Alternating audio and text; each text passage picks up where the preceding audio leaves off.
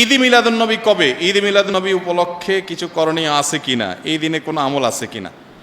ঈদে মিলাদুন নবী মানে হলো নবীর জন্মের ঈদ, আনন্দ।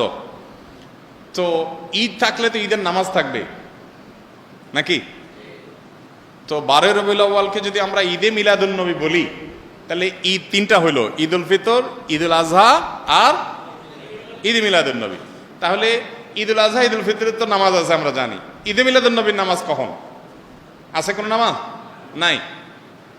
তো বোঝা গেল যে আসলে ঈদে মিলাদুন নবী নামে কোনো ইবাদতের উপলক্ষ, কোনো অকেশন ইসলামের শরীয়তে কোথাও নাই।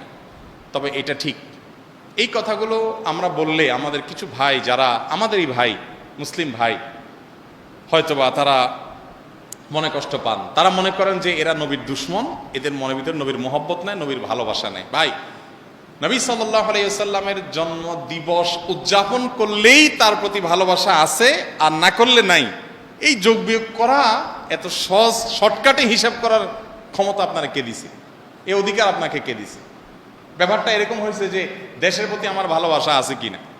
আপনি আমার দল করেন তো আমি বলবো আপনি দেশপ্রেমিক, আপনি আমার দল করেন না তো আপনি দেশদ্রোহী। ব্যাপারটা সেরকম হয়ে গেল না ভাই? আমার দেশপ্রেম জাহির করার জন্য আপনার দল করে তাই প্রমাণ করতে হবে, এটা যেরকম অযৌক্তিক, ঠিক একইভাবে নবী করিম সাল্লাল্লাহু আলাইহি সাল্লামের জন্ম দিবস উদযাপন করে তার প্রেম, তার ভালোবাসা জাহির করতে হবে, এটাও এরকম অযৌক্তিক। দেখুন, আমরা একটু ঘাটাঘাটি করি ভাই, আজকাল তো আলহামদুলিল্লাহ অনেক সহজ হয়ে গেছে। আপনি একটু অনলাইনে একটু সার্চ দেন, জন্মদিবসের জন্ম কবে, জন্মদিবস উদযাপনের জন্ম কবে। পৃথিবীতে জন্মদিবস উদযাপনের এই কালচার, এটারও তো জন্ম হয়েছে নাকি? নাকি আদম আলাইহিস সালাম থেকে শুরু হয়েছে? এটাও তো শুরু হয়েছে। একটু ঘাটাঘাটি করে দেখেন, আপনি অবাক হবেন। খ্রিস্টানরা পর্যন্ত তাদের ধর্মীয় ভাবে জন্মদিবস উদযাপন করাটাকে তারা নিষিদ্ধ করেছে। আমরা যেরকম ফতোয়া দেই না, খ্রিস্টানদের ধর্মমতে ফতোয়া আছে জন্মদিবস উদযাপন করা যাবে না। কারণ এটা যারা করেছে পেগানরা, প্রকৃতি পূজারীরা, তাদের সাথে বিশ্বাসগত বিশাল সংঘর্ষ আছে। কাদের? খ্রিস্টানদের।